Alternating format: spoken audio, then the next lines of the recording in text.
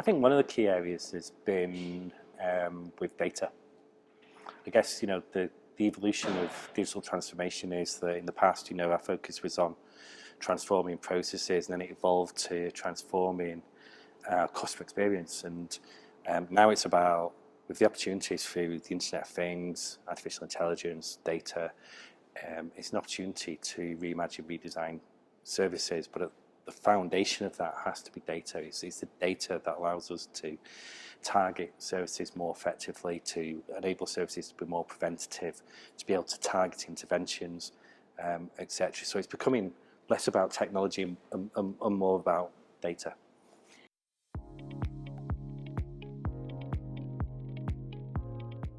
Yeah, there's a number of priorities that we've used our data capabilities for in the city, aligned to our council strategic plan and the priorities for the city. I guess one area has been to support the economic development within the city, and through our city deal, we have been investing quite heavily in the built environment of the city. And one project has been what's called the Avenues Project.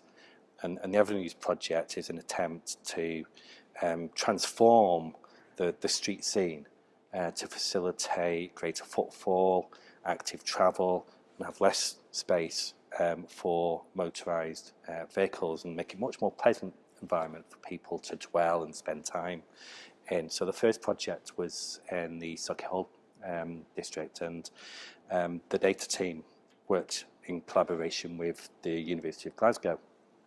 And what they wanted to do, the task that was presented to them, was to be able to use data to understand the impact of that intervention. Do people dwell more? Are we seeing more footfall, more active travel, etc.? And instead of deploying sensors or getting people to count people, we worked on quite an innovative solution where the university deployed object detection technologies onto our existing CCTV network to detect objects within the vision of the CCTV camera. So hasten to add, there's no facial recognition, there's it's not identifying people, but it can detect people moving about, and vehicles, cyclists, etc. So what that did is it gave us really rich insight into the before and after of how that district was being used, and we'll continue to use that across the city. And it also played a role during the COVID-19 pandemic as well, in terms of understanding the risk of in risk of infection from overcrowding in places in the city as well.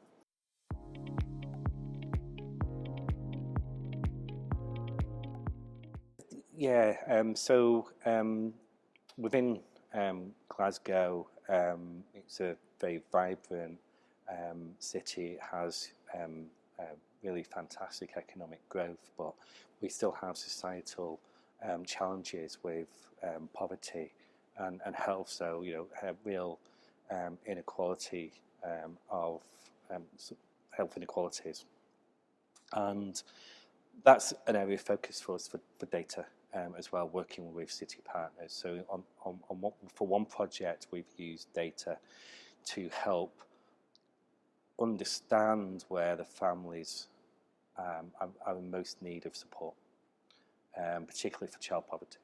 Understanding the parts of the city where there's child poverty challenges, and actually understanding families themselves to be able to target support effectively for them. So, for example, we used data we already hold,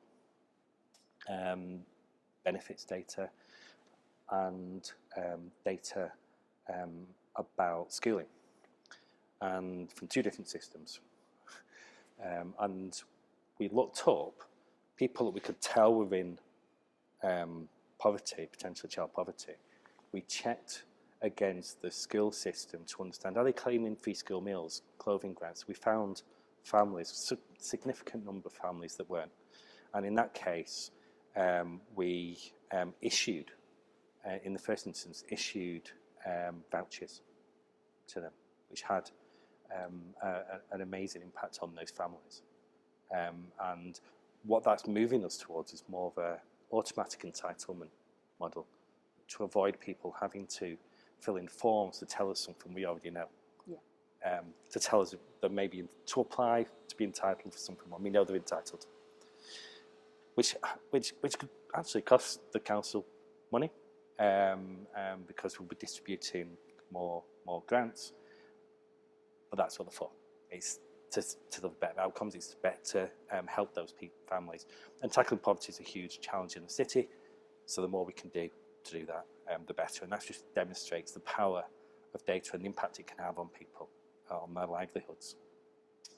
And I guess the second application has been to understand the levels of drug and alcohol deaths in the city as well, working with city partners, including the police, on that. And it's about understanding the likely patterns associated with alcohol drug deaths using data, and then being able to work back from that.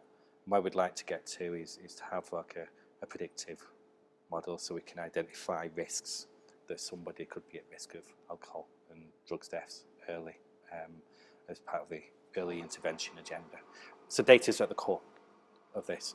So as I say, for me, smart city projects we tend to think about the technologies, the sensors, Internet of Things, and so forth. For me, it's about the data and how data can improve livelihoods of the people in Glasgow.